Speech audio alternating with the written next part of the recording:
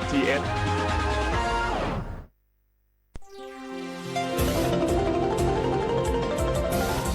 วิทยุแห่งประเทศไทยให้ความรู้คู่ความสุข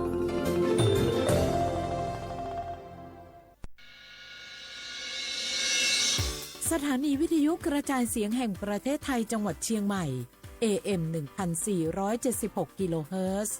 สถานีวิทยุภาคภาษาชาติพันธุ์แห่งเดียวในประเทศไทยที่มีความทันสมัยเชื่อถือได้สร้างอัตลักษณ์กลุ่มชาติพันธุ์สู่สากล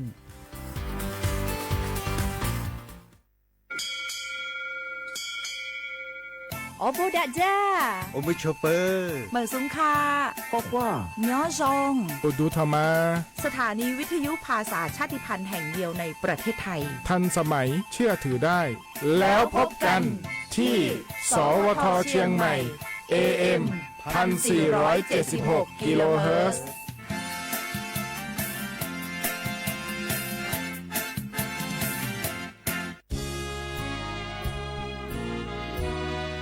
พระบารมีปกเกล้าเพื่อปวงชนชาวไทย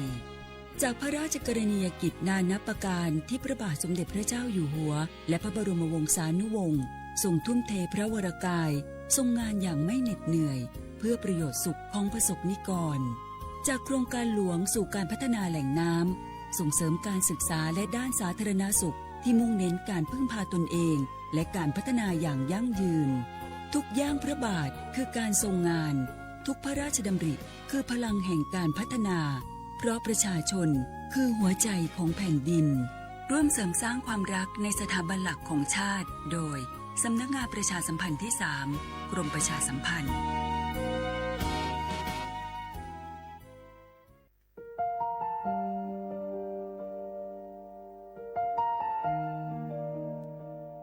ขอน้อมเกล้าถวายอาลัยสมเด็จพระพันปีหลวงพระแม่แห่งแผ่นดินผู้ทรงเมตตาเหนือเกล้าขอพระองค์เสด็จสู่สวรรคาลัยข้าพระพุทธเจ้าข้าราชการและเจ้าหน้าที่สถานีวิทยุกระจายเสียงแห่งประเทศไทยจังหวัดเชียงใหม่กรมประชาสัมพันธ์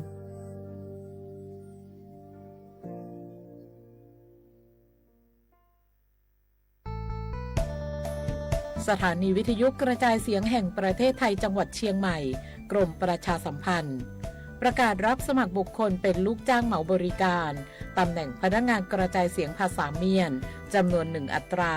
เพื่อเป็นตัวแทนนำข่าวสารร่วมพัฒนาคุณภาพชีวิตชาวเมียนและเผยแพร่วัฒนธรรมท้องถิ่นให้เป็นที่รู้จักผู้สนใจยื่นใบสมัครด้วยตนเองได้ที่งานธุรการสถานีวิทยุกระจายเสียงแห่งประเทศไทยจังหวัดเชียงใหม่ตำบลช้างคลานอำเภอเมืองจังหวัดเชียงใหม่ตั้งแต่บัดนี้เป็นต้นไปจนถึงวันที่31พฤษภาคม2569สอบถามข้อมูลเพิ่มเติมได้ที่053-276-068ในวันและเวลาราชการมังเลี้ยวเอาเก่งเจ้าก็ข่าวดีของคนที่ใช้สิทธิบัตรทองหรือบัตร30 บาทเมื่อเจ็บป่วยเล็กน้อยใน16อาการเพียงยื่นบัตรประชาชนก็รับยาได้ที่ร้านยาใกล้บ้านที่มีสติ๊กเกอร์ร้านยาคุณภาพของฉันให้บริการดูแลอาการเจ็บป่วยเล็กน้อยจะปวดหัวปวดข้อเจ็บกล้ามเนื้อมีไข้ไอเจ็บคอปวดท้องเสียหรือผดผื่นคันเข้ารับบริการที่ร้านยาได้แล้วเภสัชกรจะคัดกรองอาการเบื้องต้นรับยารักษาตามอาการไม่เสียค่าใช้จ่ายใดๆสอบถามเพิ่มเติมสายด่วนสปสช1330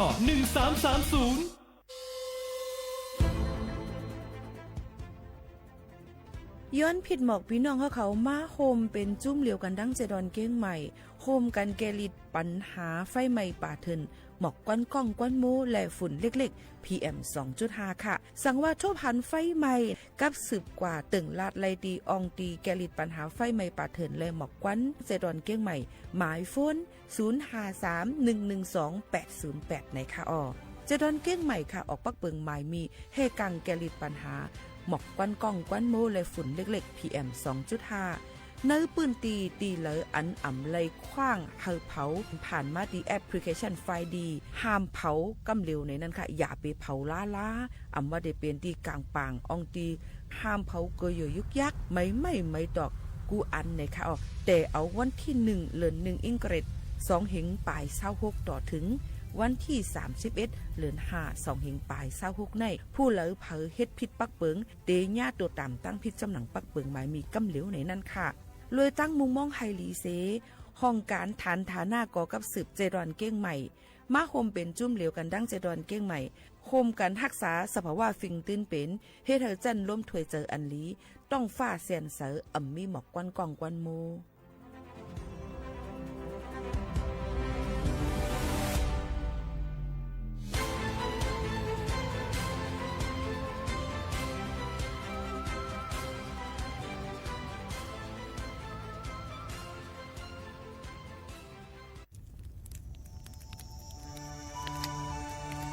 จ่องหู้คาหือก้อนโมก้อนไฟอันเผาอยู่ตีกลางปางนั่นอ่ำเลยหายกว่าตั้งเลยมันเตเป็นฝุ่น PM 2.5 สีขึ้นมาเฮ็ดให้ป้ายอยู่ลีเฮาคาขึ้นในคาออลองลดย่อมปัญหาจังไหนในอ่ำหยาบค่ะเงื่องแวอ่ำเผายุกยักเหมือไม่ตนเยือตนเข้ากับในให้ในสวนเฮาเปลี่ยนมากองไว้จ้อมกันเส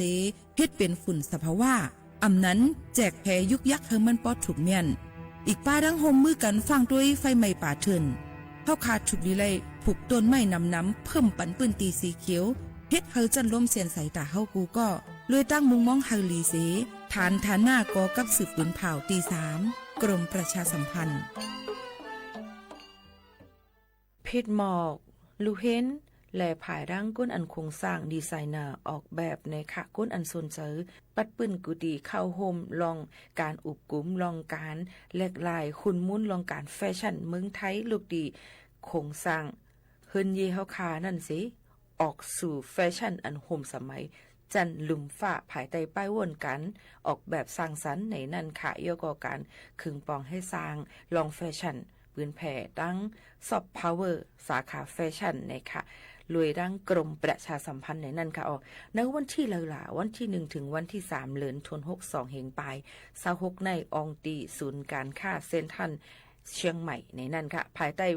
ลองเจ้าในก็ได้มีป้าดังก้นอันลงเรียนภายดังดีไซเนอร์แฟชั่นนะคะเยอะก็ก้นอันลงเรียนภายผ้าไทยจื่อเสียงหลังดังเมืองจึงไทยอีกป้าดังเขายักเยี่ยมตัวในนั่นค่ะก้นอันเหตุการณ์ในนั่นค่ะมีอยู่10อองตี1ปากโคของเครื่องใจโฮมกับนังแฟชั่นอันห่างหลีห่างงามถูกดีกว่าอยากเยี่ยมตัวเยอะก็ยังแหลกเปลี่ยนป้ายหู้เกี่ยวกับไปลองซอฟต์พาวเวอร์ดอนดาได้คืนบอกให้สร้างแฟชั่นนั่นลูกดีจันทานอันคาวันก้นเมืองเสียกว่าสู่เนเวทีลุมฟ้าเห็นหู้ลองการเอาไปวนของสร้างไทยนะเสียมาเปลี่ยนปลายแหลกลายมาเจอให้มันโฮมสมัยนี้นั่นค่ะอย่าไปลืมค่ะตื้อตั้งลีในฮบทบจอมก้นอันลงเรียนฝ่ายแฟชั่นเมืองไทยแหลกเปลี่ยนตั้งหู้มีบาดังแฟชั่นอันโฮมสมัยออกสู่จันลุมฟ้านั่นดูก่อนนะคะลองตั้งเจอในก็ย้อนผิดบอกปอแม่พี่น้องเขามาอย่าลืมค่ะวันที่1ถึงวันที่3เดือนธันวาคม2แห่งปลาย26อองตีศูนย์การค่ะเซ็นทรัลเก้งใหม่นะคะขอบใจอย่านำค่ะพี่น้องเขาสนใจใครปืนเผาผ่านตั้งห้องเปิดเซ็งสวทเก้งใหม่ปั่นตั้งหู้ห่มปาดังมีดังซื้อถ่อมแจ้งแล้งหลีกว่าไก่ในปืนตีเจดอนเก้งใหม่กับสืบมาเลยดีสวทเก้งใหม่หมายฝน053-276-068 และ 092-246-8579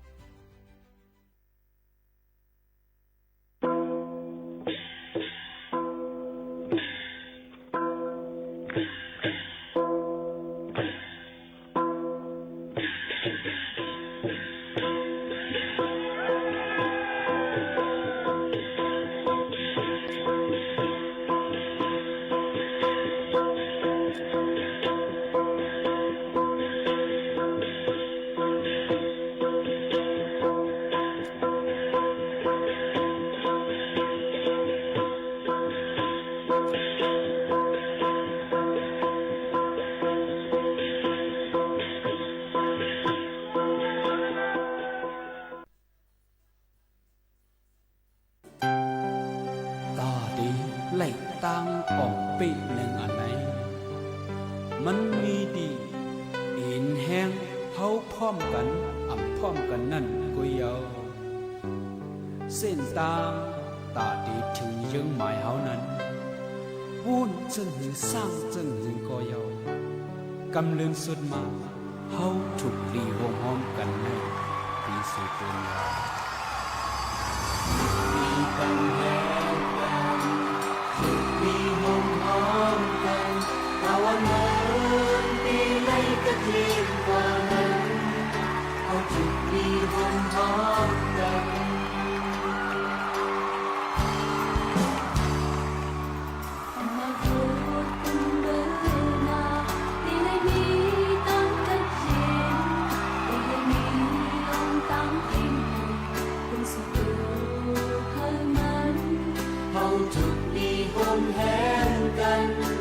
สิ่งเลวปิดแหงกันทุกมีปัญแหงกันทุกมีห้องห้องกันตะวันเดินตีไล่กระจีนกว่านั้นเอาทุกมีห้องห้องกัน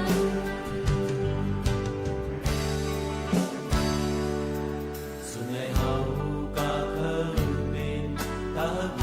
นตามติดติงสังสู่เฮาบ่เฮ็ดสร้างถึงตามอันสู่มุมมองบ่ทุกมีห้องแหงยาวมันจำได้ถึงเยินมาทุกมีปัญแหงกันทุกมีห้องห้องกันตะวันเดินตีได้กระจีนกว่านั้นเอาทุกมีห้องห้องกัน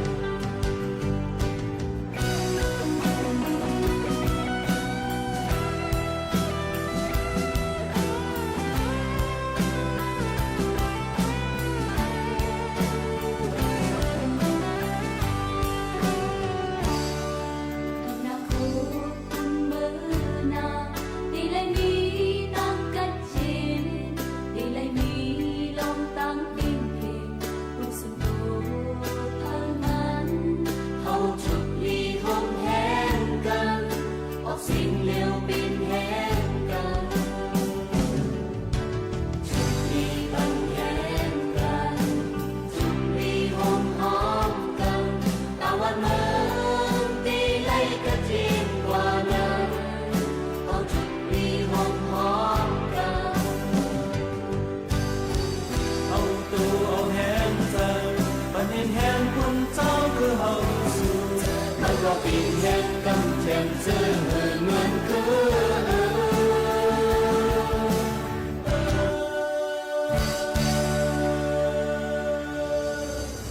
มีปัญแห้งกันทุกลีห้องห้องกันตะวันเดินตีไล่กระจีนกว่านั้นเอาทุกลีห้องห้องกันทุกลีปัญแห้งกันทุกลีห้องห้องกันตะวันเดินตีไล่กระจีนกว่านั้นเอาทุกลีห้องห้องกันสุดเลยเฮาก็เคยเป็นตาปนตามติดปีสังสู่เฮาบ่เฮ็ดซ้ำถึงตามมันสู่มุมมองมาทุกมีห้องแห้งยาวมันจำเป็นถึงเยินมา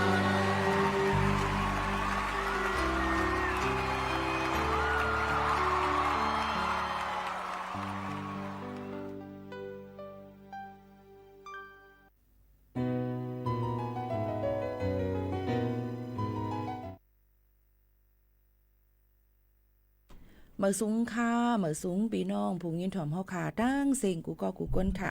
ชบกันดีเนอร์ตอนการห้องปล่อยเสียงสวทเก่งใหม่ AM 147กิโลเฮิรตซ์สถานีวิทยุกระจายเสียงแห่งประเทศไทยจังหวัดเชียงใหม่เรดิโอไทยแลนด์เก่งใหม่พบทบซ้อมกันกูวันพอถึงมา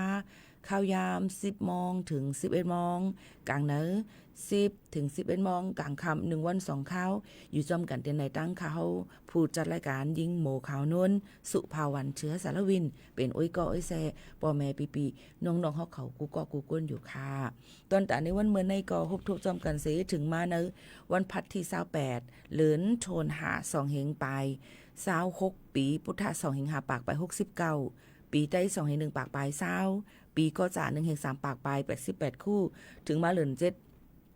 เหม่อ12คำในวันเมื่อในนั่นค่ะ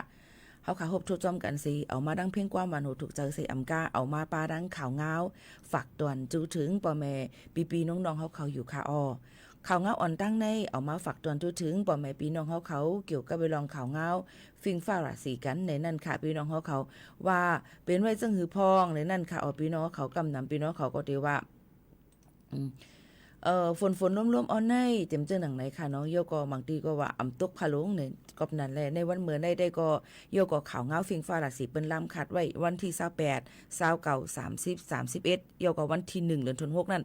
ฝนเตตกลงมาหลายตีหลายตั้งเลยนั่นค่ะโยก็จำนำปังหลายเต็มเจอในก็รู้เลยฟังไว้นำปังหลายจังนูนขึ้นสูงมานำหอนหลักมันนำหอนมันเด็กจังขึ้นสูง 2-3 เมตรรู้เลยถ่อมด้วยข่าวเงากันไทยลีโยก็เกี่ยวกับเลยลองว่าตั้งปอถ่องจึงไทยในก็วันที่28ในก็เลยวันหลายตีเหมือนกันหลายปื้นตีเหมือนกันเอามาได้เป็นดังปอถ่องจึงไทยภาคตะวันออกภาคใต้จำเจ้าในค่ะเนาะย้อนเปว่าลมพัดเป่ามาหลายตีหลายตั้งจึงหนังไหนค่ะปอเตมาตัวในวันเมื่อในนั่นไหนจึงตั้งปอถ่องจึงไทยฝนเตมีอยู่โหปักมัน60ในปืนตีเตตกนำตีตั้งเจตอนเมหองสอนเก้งใหม่และเมืองตักค่ะลมกัดลมเย็นเตอยู่ที่22ถึง26องศาเซลเซียสค่ะไว้วันเตอยู่ที่32ถึง37องศาเซลเซียสตั้งไพลมเตมี10ถึง20กิโลเมตรต่อ1ชั่วโมงค่ะบ่ได้กะตัวตั้งหนองคายบึงกาฬหนองบัวลำพูอุดรธานีขอนแก่นนครราชสีมาบุรีรัมย์เจิมเจในฝนตกมาโหปักมัน40ในค่ะมาตัวทางภาคกลางกันก่อนเมืองหนังตั้งเจตอนนครสวรรค์อุทัยธานีลพบุรีสุพรรณบุรีพระนครศรีอยุธยากาญจนบุรีเจิมเจในนะคะก็จะมีฝนตกมาโหปักมัน60เหมือนกันกว่าตัวดีตั้งระยองจันทบุรีและเมืองตราดฝนตกมาโหปักมัน60เหมือนกันก็หลูเลยฟังไว้น้ำปังหลายที่ตั้งขึ้นสูง 1-2 เมตรในนั่นค่ะพี่น้องเขาค่ะกว่าด้วยดั้งภาคใต้ฝั่งตะวันออกในนั่นค่ะก็จะมีเมืองหนังตั้งเจตอนประจวบคีรีขันธ์ชุมพรสุราษฎร์ธานีนครศรีธรรมราชเจิมเจอในฝนก็จะตกโหปักมัน60เหมือนกันในนั่นค่ะมาตัวดีตั้งเจตอนระนองพังงาภูเก็ตกระบี่ฝนในตัวมาโหปักมัน70เลยวันนำแห้งเต้ๆน้ำปังหลายได้จังขึ้นสูง 2-3 เมตรในนั่นค่ะรู้เลยฟังกันไว้จ้อมป้อเป็นดังเมืองกรุงเทพมหานครเลยเจตอนหิมห้อมนั่นในซึ่งฝนในตกมาโหปักมัน40ในปืนตีกุ้ยกำนำก็ได้ตกไว้วันต่อถึง6ค่ำในค่ะลมกัดลมเย็นจะมีดี25ถึง27องศาเซลเซียสค่ะไว้วันจะอยู่ดี34ถึง37องศาเซลเซียสนี่ก็เป็นรองข่าวเงาอันเป็นล่ามขาดไว้บางทีก็เตตกน้ำบางทีก็เตตกก้อยกาซึ่งหือก็หลีเฮาคากูก็ถูกลีเลยฟังไว้รูลอมได้ถึงลองป้ายอยู่ลีเจ้าให้เจ้าสนเจ้าหน้าก็รูลอมได้ถึงหมักเข้าเต้าน้ำหนังหือบ่ได้มีลองลูซุ่มน้ำเนี่ยค่ะยก็อันเร่งตัวซัด5เนี่ยก็หางเฮียนปันติอยู่ด้านเซาเขาเตฮอลฮอกาหรือเลยฟังกันไว้ตั้งมึนแล้วก็ลินหยดลินกลลินปังในนั่นค่ะประหบทบลองเพจจังไหนในรู้เลยกับสืบกว่าที่ไมเฟิลฮิปเน็ตเพราะว่าเป็นเพเนี่ยค่ะเนาะที่1669เนี่ยนั่นค่ะพี่น้องเขาค่ะเยอะก็เป็นเพหลายรองหลายอันกับสืบกว่าที่ห้องผลิตก็หลาย191เนี่ยค่ะเนี่ยก็ฝากฟังไว้ปั่นพี่น้องเขาจะเจออันอยู่เฮิรนเฮ็ดอยู่จ้อมตาโพยซันร้อยเฮาโกลินหยดลินกลลินปังนั่นเลยก็รู้เลยหางเฮียนรู้เลยฟังกันไว้เก็บไว้คุกของอันลำลองเฮาคานั่นจ้อมในนั่นค่ะรู้ล้อมได้ถึงก้นเทาลูกอ่อนอย่าให้เป็นตั้งเป็นรอกะอีสังในนั่นค่ะเนาะอันนี้ก็มาฝากตอนถึงพี่น้องเขาอ่อนตั้งจึงหนังไหนค่ะโยก็เฮาคำมาตัวเกี่ยวกับเลยลองตอนโครงการไทยช่วยไทยพลัดอันว่านั่นนะคะเปิ้นก็ปันเฮาจะซื้ออันมีอายุ18ปีขึ้นเนอเป็นคนไทยหูปากเต็มนั่นลงเสร็จสายไม้ในนั่นค่ะต่อบ่ถึงวันที่29เนี่ยค่ะเนาะพี่น้องเขาค่ะ25ถึง29ในมื้อพุกทางวัน1เนี่ยค่ะแต่เหลียวในสุนไลตา30ล้านก็ในกึดไว้อยู่ในข้าวยามตะเหลวในค่ะเนาะ4,500,000เก่าเหง1ปากปลาย1เกาะเนี่ยค่ะยังตึกเหลือไว้อยู่ในนั่นค่ะจะซื้ออันลงเส้นสายหมายไว้เยานั่นเปิ้นเตเจ้าในวันที่1เดือนเตมานั่นในค่ะเนาะในก็อันกันกว่าเจ้าในเสียงตั้งกินตั้งย่ำอันที่เปิ้นลงเส้นสายหมายไว้ไล่ศูนย์ไล่นั่นพี่น้องเปิ้นก็ได้จ่ายปันใน200วัตต์ต่อ1วันในนั่นค่ะอำป่น1,000 วัตต์ต่อก็ต่อเลือนในนั่นค่ะนะพี่น้องเฮาข่าวค่ะเยอะก็เปิ้นเตใจวันที่1เดือน6ต่อพอถึงวันที่39เดือนกันยายนเดือน9 2เฮงปลาย26ในข้าวยาม6:00 นกลางในต่อถึง 11:00 นกลางคืนในค่ะพอเฮาค่ะได้สั่งภายดัง delivery เหมือนหนังร้อยแมนค่ะว่าอีหยังว่าจิมจะไหนในก็เปิ้นเตเจ้าวันที่15เดือนธันวาคมในกว่าต่อพอถึงวันที่30เดือน9เหมือนกันในนั่นค่ะตื้อตั้งและภายตั้งอันเปิ้นได้ลงเส้นสายไม้นั่นอัมมีเปิ้นได้แชร์ลิงก์มาบันเฮาค่ะอัมมีค่ะอย่าไปกว่าโกจังยาก้นหยอกแหลนเปิ้นได้มีเฮาค่ะได้โหลดแอปพลิเคชันเป่าตังใส่ในโฟนมือถือเฮาค่ะนั่นสิลงทะเบียนเนี่ยค่ะลงเซ็นจื่อผ่านตั้งแอปพลิเคชันเป่าตังในนั่นค่ะพี่น้องเขาก็อย่าไปลืมสมัคร จีวอลเล็ตกว่าจอมกำหรือเฮาก็ได้เลยโอนเงินเข้ากว่าเฮได้เลยใจหมอกกะคือเจิงหนังในนั่นค่ะออกพี่น้องเฮาเขาอันนี้ก็เปิดปันตื้อตั้งพี่น้องเฮาเขาเจิงหนังในกูก็กูก้นอันจะเจออันมีสุนไล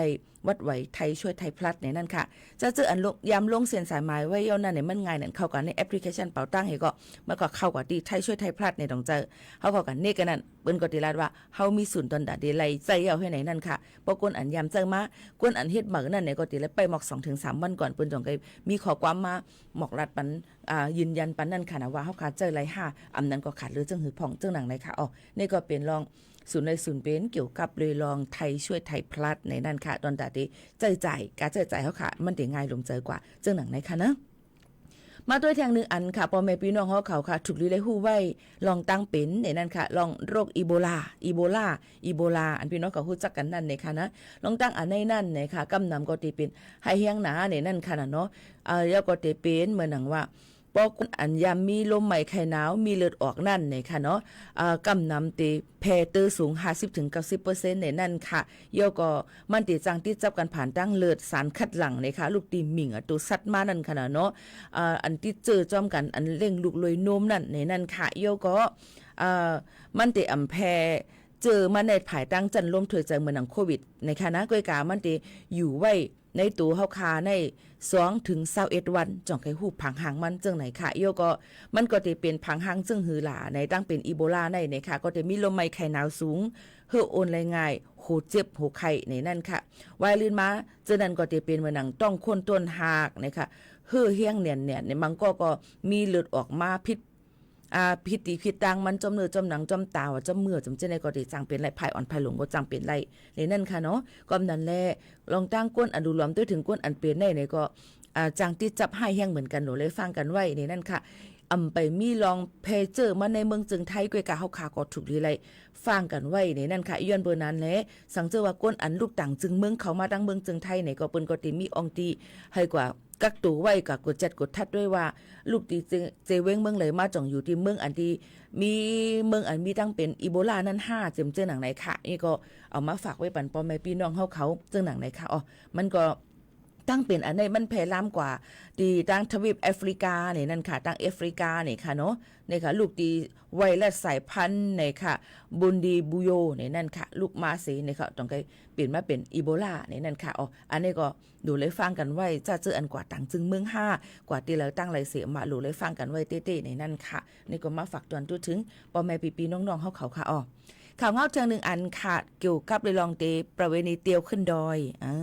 ตั้งเจดอนเกี้ยงใหม่ตีจัดมาในวันที่30เหลือนทวน5 2 แห่งปลาย26ในเนี่ยค่ะผู้เลยเผยกว่าลงทะเบียนเดกว่าลงทานเดกว่าจากการตั้งกินตั้งย่ำนั่นเนี่ยค่ะเปิดปันตื้อตั้งให้กว่าเอาไว้นั่นค่ะนะอองตีมันนั่นไรต่อพอถึงวันที่30ค่ะนะให้กว่าเอาไรที่วันอุทยานแห่งชาติดอยสุเทพปุยนั่นค่ะมันจะอยู่ตั้งคูบาศรีวิชัยตั้งขึ้นลอยสุเทพนั่นเนี่ยค่ะนะแล้วก็ห่างเฮียนกว่าในนั้นค่ะแล้วก็อย่าลืมค่ะฝนในจังตกมาต่อถึงวันที่1ปุ่นก่อน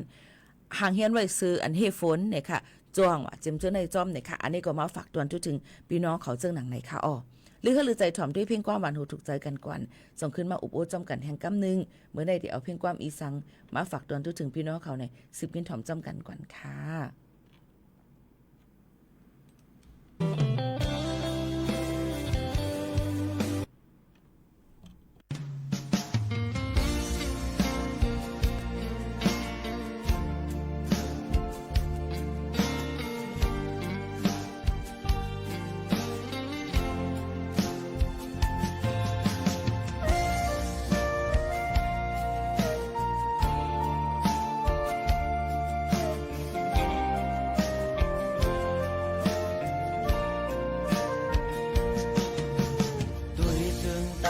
ที่ไหนเงาตรงนั้นปี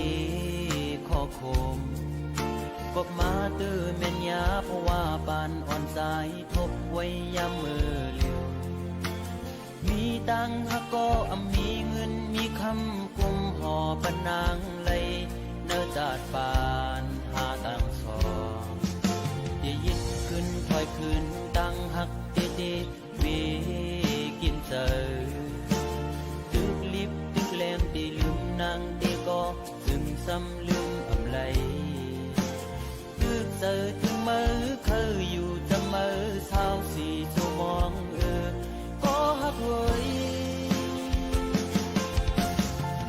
เก่าอย่าทบมือตาเก่าอย่าหันมือตาหาส่องก็อย่าผู้จักกันเป็นสู้กันคนทานอ่อนจำใจหักเจ็ดจังก็ลายย้อนเปิงเงินคำตัดขาดกว่าลอย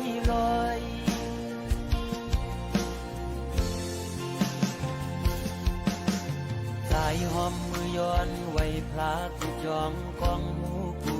ตี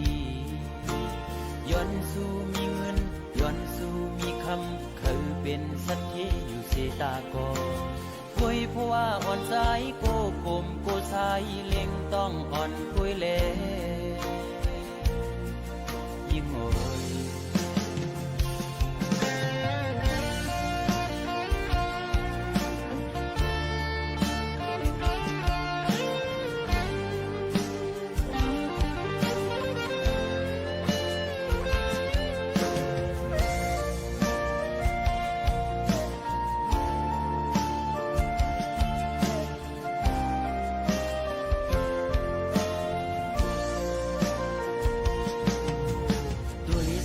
ตั้งหักที่เนื้อเงาตรงนั้นปี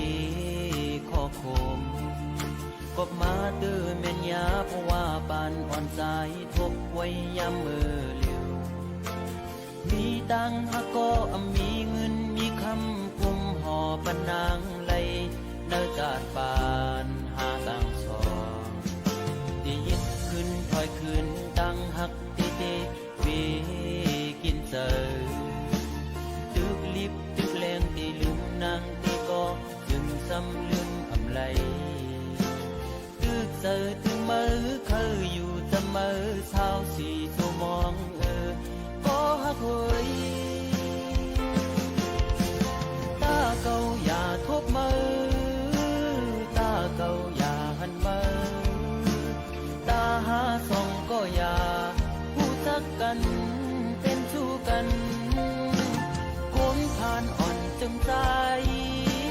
หักเจ็ดจังก็ลายย้อนเปิงเงินคำตัดขาดกว่าลอย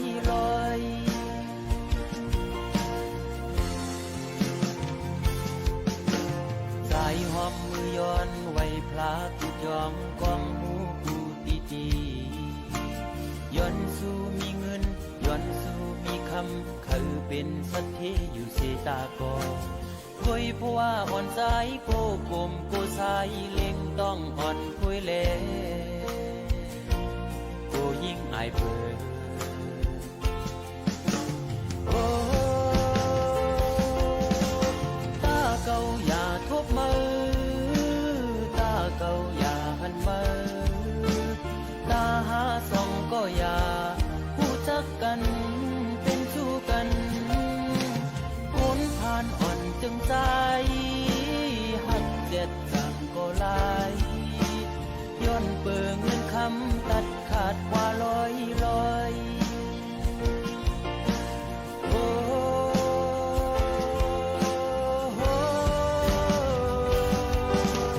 ตาเก่าอย่าทบมือตาเก่าอย่าหันมือตาหาส่องก็อย่าผู้จักกันเป็นสู้กันคนผ่านอ่อนจังใจหักเจ็ดจังก็ลาย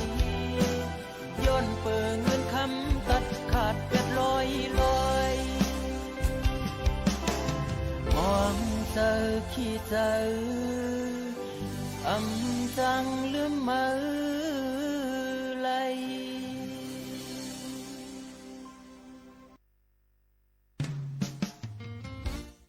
อ๋อค่ะนี่ก็ได้เป็นเพียงกว่ามันโหถูกเจอหนึ่งโหที่พี่น้องเขาย้อนกันเข้ามาไว้ในนั่นค่ะอ๋อลืมมาไหลในนั่นค่ะบางปองมาใครลืมอยู่ก็จังลืมหว่าบางก็ซ้ำว่าใครใครลืมเสียอีกซ้ำใกล้ๆลืมจังไหนนะพี่น้องเขาค่ะลองตั้งอันในก็ได้เลยว่าใจกวนเฮาค่ะนี่มันเป็นจังไหนยาวในนั่นค่ะเมื่อวันที่การงานน้องน้ำพึ่งยินจมขอบใจใหญ่นะมั้งค่ะย้อนกว่าเหตุการณ์ก่อนร้อยๆค่ะ ไม่ซุงค่ะพี่โมค่ะนั่นอยู่เก้งใหม่ฮับถอมเขาอยู่กูวันค่ะยินจมขอบใจค่ะเมื่อไกลก็เลยลัดข่าวเงาก็เกี่ยวกับรองฝนลมๆติดตกมาหลายๆตีปัดปืนทางเมืองจึงไทยต่อถึงวันที่1เดือนธันวาคมใน28 29 30 31เนี่ยเดือน5ต่อถึงวันที่1ในฝนลมๆติดตกมาหลายตีหลายตั้งบางตีติดตกนำบางตีติดตกรู้ลำด้วยถึงป้ายอยู่ลีกันจ้อมในนั่นค่ะส่วนผมทำกับข้าวดูไปด้วยวันนี้ร้อนมากกรุงเทพเฮ็ดข้าวพักเราต้องไม่เข้าเหมือนกันอย่าลืมส่งมาปั่นจ้อม นั่นเดียวค่ะเมื่อในค่ะมือคำว่าติเลยว่ามือคำว่ามือในติเลยว่าอำลับนอนอำลับต่อถึง3 โมงกลางเหนือพี่น้องเขาว่านอนอำลับหูคำมาผลทำตัวแข้งหนาเมื่อว่าที่ตั้งเจดอนเก้งใหม่เนาะนอนอำลับก็ไม่ต่อถึง3 โมง5 โมงทำตื่นเอาหลูลูกว่าเฮ็ดข้าวต้มบรรลูกเขาพักบรรลูกสาวเห็นไหมคะพอตื่นเนี่ยก็ไม่ลูกยอก็ไม่เผื่อว่ามาสุดรับนอนเนี่ยใครรับลันก่อนแบบใครป่นขายามกับแบบเน็ตลูกมาเหตุการณ์นะคะพี่น้องของเป็นเสื้อในคันนี้ก้นเท่าอายุอสักน้ำมาในเขาใครรับง่ายก็ทำรับหยาบใครรับหยาบก็ซ้ำรับง่ายเปิ้นเฮาใหม่เปิ้นใหม่เฮากัดไปใกล้เป็นจังนั้นนั่นค่ะเนาะนี่ก็ฝากตอนถึงกันค่ะถอมด้วยข่าวเงาลองตั้งเมืองหิมหอมเมืองลาวกันอีกอ่อนนึงครับอันเป็นพี่น้องกับคุดคำกันนั่นหาก็อันคำมาอยู่ให้ทำเมืองลาวนั่นเป็นทั่วพันเยาค่ะตึกสืบหาเที่ยงตา2 ก็อยู่มี7 ก็เนาะอันนี้ก็เกี่ยวเลยลองพี่น้องแห่งการคุดคำ7 ก็อันกว่าคุดคำในทำหิมวันพันสายเมืองเจเวงลองแจ้งเมืองลาวมือป่นมามือวันที่19เดือนธันวาคม2 เฮงปลาย26นั่นเสเจ้าหน้าที่ฝ่ายจ้อยแถมเขาอ่อนกันล้ำน้ำคัดเจอค้นหาข้าวตัง4 วันและถึงมายาม6 ค่ำ4 โมงครึ่งมือวันที่27ภายจอยแถมได้ทำส่งข่าวมาตีก้นเปิดมองตีปักทำนั่นและทั่วผ่านแห่งการหาก็เย่าในค่ะเสื้อเขาตั้งหาก็มีลองมาเจ็บรถเพลีอยู่ค่ะเขาต้องไม่เข้าแลเฮียงอ่อนมอยไว้กุ้ยนี่ค่ะเอาเตหาตั้งจอยเขาเอาออกมาตั้งนอกหรือเสนั่นก็เตสืบค้นหาทางเฮียงการ2 ก็อันตึกหายไว้มุงมองไฮไลท์ทั่วผันน้องเขานั่นให้รถเพเหมือนกันในนั่นค่ะผู้หัดหาร2 ก็อันกว่าทั่วผันแต่จึงเป็นผู้ลงเรียนลำน้ำมิสเตอร์มิโคในค่ะไพรจารีพลัสซีนะคะเป็นก้นเมืองฟินแลนด์นะคะและนายนอรเซตปราซินนะคะเป็นคนไทยในนั่นค่ะพี่น้องเขาทั้ง2 ก็ตัดที่จอยเทียมเจอเขา7 ก็นั่นเจ้าหน้าที่หลายฝ่ายไล่โฮมมือกันจุ่ม1ล้ำนำเข้ากว่าหาในทำจุ่ม1ไล่เข้า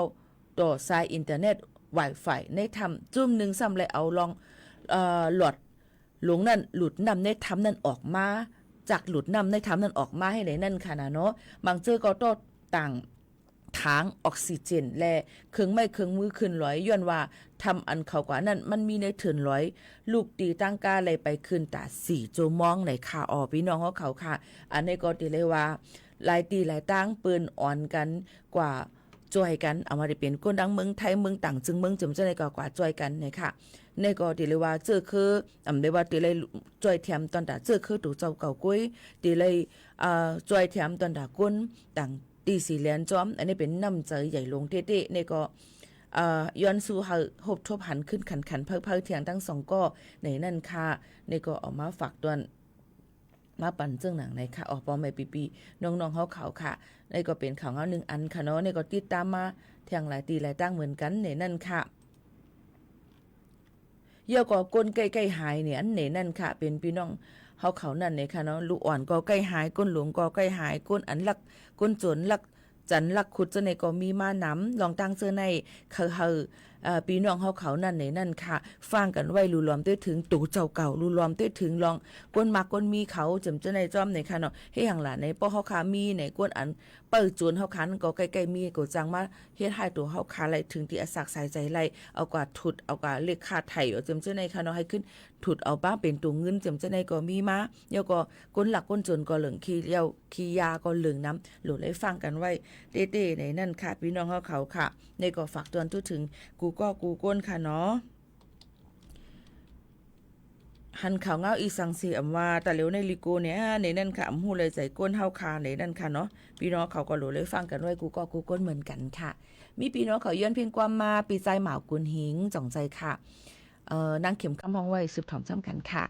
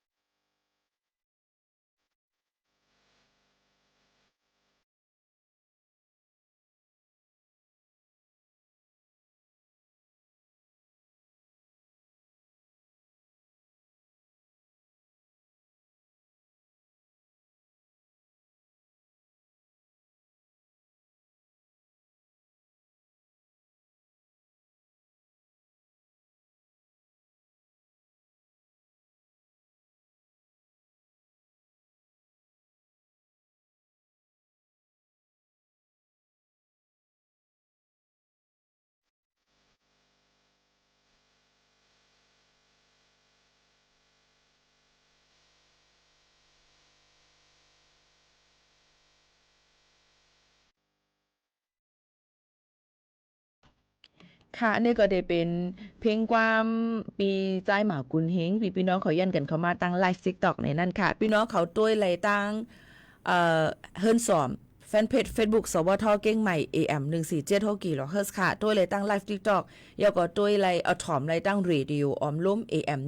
147กิโลเฮิรตซ์ในนั้นค่ะมันถ่อมหลายๆตีหลายตั้งมันก็ว่าบ่ออกมาให้ในออกห้องปล่อยเสียงยังว่าออกเหมือนกันยังรู้ว่าหนังคือบ่ได้เข้าถึงพี่น้องเขาหลายตีหลายก้อนนั่นนี่ก็คัดเจอนั่นค่ะเนาะเฮาบ่มาอยู่จำกันหันจำกันหลายตีหลายตั้งก็บอกว่ากาปานก้นหุ่นเหมือแต่เหลวนั่นเขาเต็มประสงค์ถ่อมเรดิโอกำนำก้นถ่อมเรดิโอในเขาเตถ่อมก้นเท้านั่นก้อยไปไกลเฮือนนี้ยาก็ว่าถ่อมมาในคำเดียวเรดิโอเล็กๆเขาให้กะหาได้เสียงช้าๆๆๆเอาไว้กันในเหลือเสียงมากอ๋อช้าๆๆให้ในเนาะเสียงที่เป็นจังไหนอ่ะยาก็พิงเขาก็ได้ไปถ่อมอ่ะยาก็มีข่าวง้าวลองปันลุกปันล่างข่าวเงาลุกล่างผักตอนมาตีเฮือนอยู่ลีกินวานอยู่ในนั่นค่ะก็เตมีอยู่นั่นค่ะนะเนาะในค่ะในก็ฝากตอนถึงกันซึ่งหนังในค่ะออกมาแทงยาวอันเป็น TikTok อันปล่อยหนูสีเนี่ยลาดต่างอันก่อมอะไรมั้งอันไปหนูหน้าเนี่ยเขาก็มันมีนำหนึ่งคณะพี่น้องเขาตีพังหันปีหมดเขาโน้นหันประมาณไล่ในเขาเดมาค่ะมันเดมี4 5 6 7 8 9นั่นนี่ค่ะนะมาเนี่ยค่ะอาจจะเป็นมิจฉาชีพอันมันก็เป็นก้นหยอกแลนหนึ่งออนไลน์เนี่ยเอาหลุดเลยปีกไว้ใครย้อนฝากไว้ปันปลาหนึ่งถึงลองออนไลน์ลองดราม่าพี่น้องเขาจงหู้ค่ะคือว่ามันก็ในอย่าไปว่าเปิ้นว่าที่ตัวปีโมขาวโน้นในค่ะเนาะว่าหันเปิ้นอิดทุกข้าเนี่ยก็ใครให้เปิ้นมีสังกินก็ใครให้ลูกล่างเปิ้นมีเมอยู่จอมอย่างอิดก็ใครให้อันนั้นค่ะมันเป็นจุดอ่อนเฮาค่ะตีก้นให้ก้นอันหยอกเลียนนั่นเปิ้นยอบตีเฮาค่ะอ่อนจุดอ่อนเฮาค่ะนั่นอะไรสิครึ่งปองออกมาเฮ็ดนี่เฮาค่ะเตเลยหันว่าสื่อตาเหลวในเตเป็นปอโพเมอันเป็นคับไรเดอร์ส่งของตั้งขายนั่นเองค่ะเดี๋ยวมีลูกเฮแล้วก็มีเนี่ยมีไปกินโพน่ะยังก็เฮ็ดให้ไหนซึมจุดไหนเป็นก้นเขก้นนายนาเดี๋ยวมีนายจางเสแต้มปันสคริปต์เขาเยาก็แต้มปันว่าเมื่อไหนเมื่อเดี๋ยวเลยลงเฮ็ดไหนเมื่อไหนคือได้เฮ็ดห้องสูคือโคกๆเฮ็ดไหนสูติเลยเฮ็ดไหนเปิ้นวางปันไว้หมดเยาเดี๋ยวมีก้นมาถ่ายปันยาก็ลงสื่อโซเชียลมีเดียให้มีก้นอีหลูนำก้นติดตามนำในนั้นค่ะตาเร็วเขาก็สัมปันเงินเลือนว่า1 เลือนบอก 15,000 25,000เฮ็ดจอมเขาหนังอันเขาลัดนั่นกำในเรื่องมันเป็นอยู่ว่าลูกอันเขาอำอยู่ลีเขาย้อนเบิกเงินลวงหน้าเขาสำอำปันยาก็ขึ้นปิก8อาเก้าอันที่เขาเฮ็ดมานั่นสินี่ค่ะเขาต้องก็ตึงลาติเจ้าหน้าที่เขาหลายฝ่ายออกข่าวสื่อในตรงวงเงาหางเสียงหลายๆตีในค่ะอันนี้โหลเลยฟังไว้ค่าก็กูเนี่ยค่ะเพราะกูใจค่าขึ้นนะคะลีอีหลูเปิ้นง่ายพี่น้องเขาค่ะอย่างนั้นแหละเพื่อตาเหลวในก็เปิ้นก็ขึ้นโยงกว่าหลายตีหลายตั้งว่าลีกูเนี่ยเนาะในนั้นค่ะบางก็ในเฮ็ดออกมาเป็นคอนเทนต์อันว่านั้นเฮ็ดให้คนสนใจเฮ็ดให้คนมาติดตามเขาเฮ็ดให้คนใครปั่นเงินเขาอีหลูเขาถ้าใครจอยเทียมเขาหาเจิมจึงหนังไหนมันมีไว้เนี่ยค่ะพี่น้องเขาจ่องว่านั้นค่ะก็นั่นแหละมันก็ใน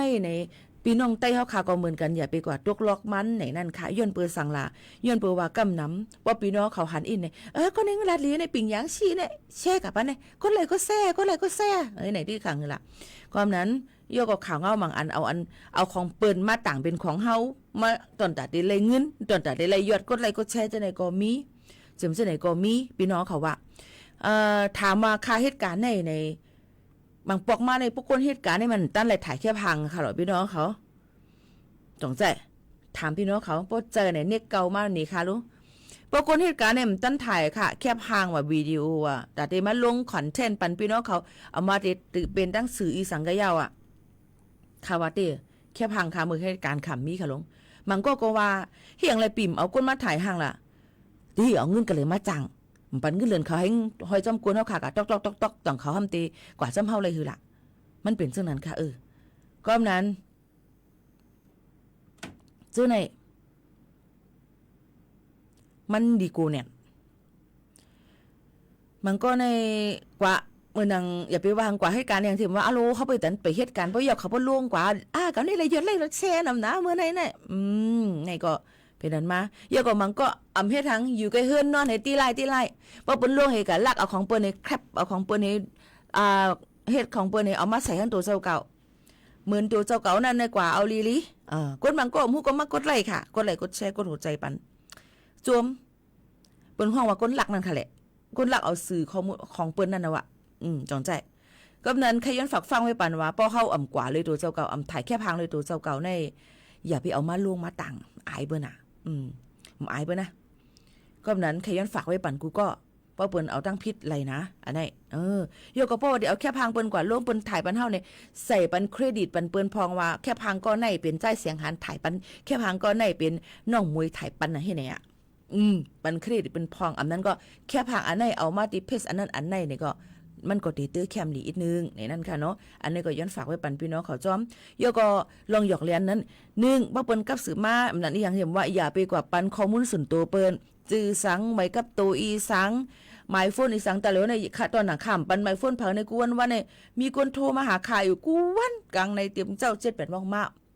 ก็เอกเฮาตั้งไว้แอปพลิเคชันอันนึงมี Who's Call อันว่านั้นค่ะเพิ่นกับสืบมาฮู้จักนำก็ได้ว่าอันนี้เป็นก้นขายประกันอันนี้ได้เป็นก้น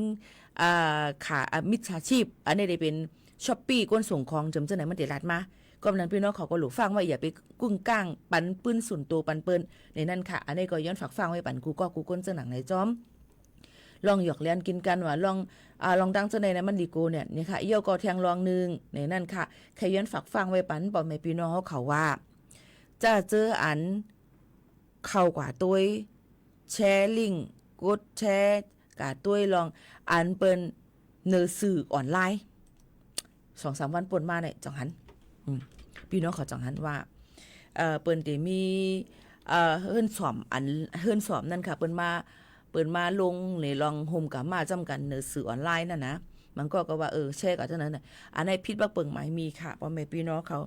ตัวก็พิษนะแช่ก็พิษนะอันไหนพี่น้องเขาหลู่เลยหมวดเป็ดเพ้อๆนี่นั่นค่ะลองตั้งเจิงหนังไหนนั่นค่ะเนาะเอี่ยวก็ลองตั้งเจิงอันเปิ้นเฮ็ดออกมาเปิ้นก็ลาว่ามันสิจังเป็นก้นอันมาจังเอาข้อมูลปืนเฮาขานั่นกว่าเลยง่ายหลงเจอเอี่ยวก็เงินเฮาขานั่นจังพิษเอากว่าเลยเป็นของเขาเจิงหนังไหนเป็นก้นหยอกแลนนึกออนไลน์เหมือนกันหลู่เลยฟังไว้ค่ะลักเอาของเปิ้นถ่ายไว้นั่นเอามาลงเป็นของตัวเก่านั่นผิดปักเปิงป้าใจค่ะผิดปักเปิงค่ะผิดปักเปิงค่ะยันเบอร์สั่งแล้วยันเบอร์ว่ามันใจทั้งเฮานั่นค่ะเนาะ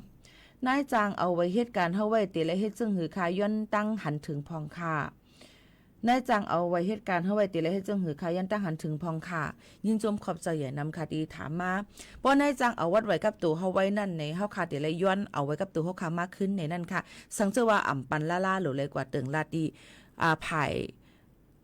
สวัสดิการคุ้มครองแรงงานในนั่นค่ะอองตีเปิ้นจอยแถมพี่น้องเขาอันเป็นเฮียงการในนั่นค่ะเนาะอองตีรูรวมด้วยถึงพี่น้องเฮียงการเตมีกูเจตอนค่ะกูเจตอนอันว่านั่นมีตีเหล่ามีตีสารกลางเจตอนค่ะบ่เป็นตั้งเจตอนเก้ใหม่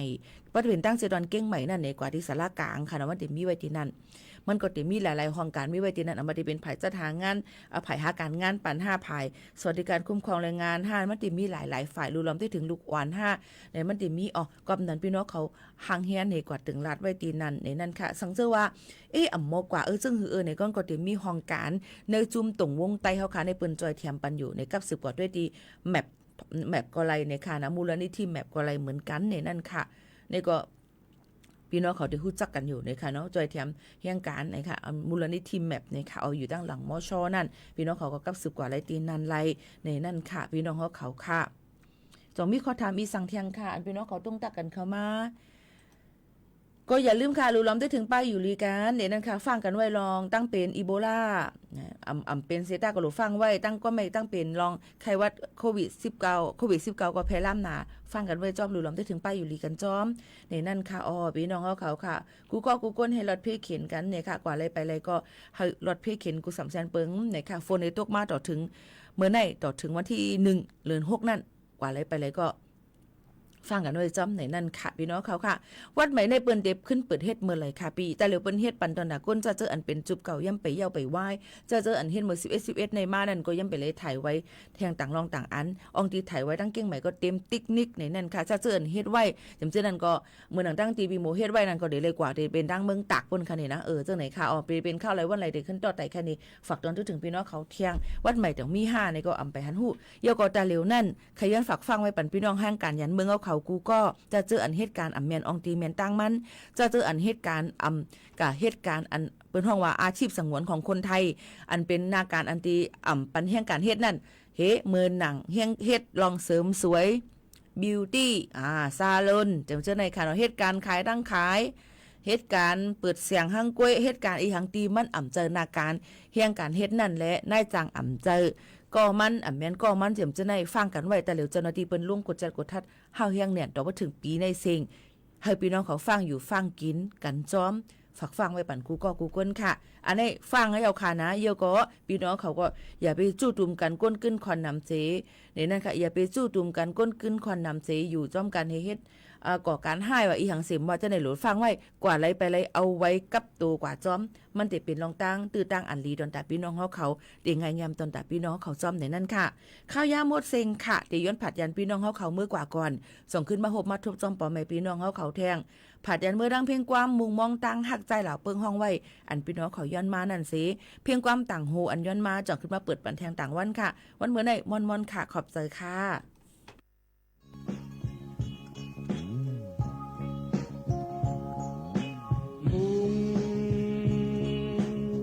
มองตางหักน้องติด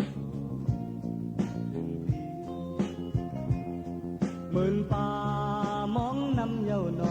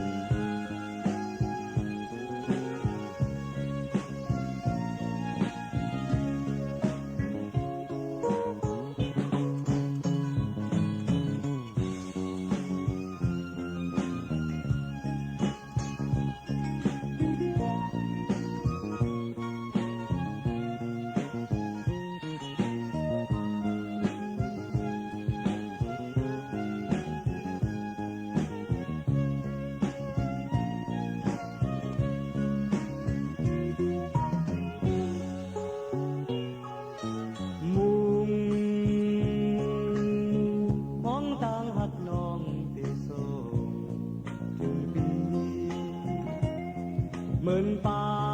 มองนำเยาวนองงอนเอ๋ยปีโดยน้องขอหมื่นกายโดยนำหมอเปิดมองเฮอนำเต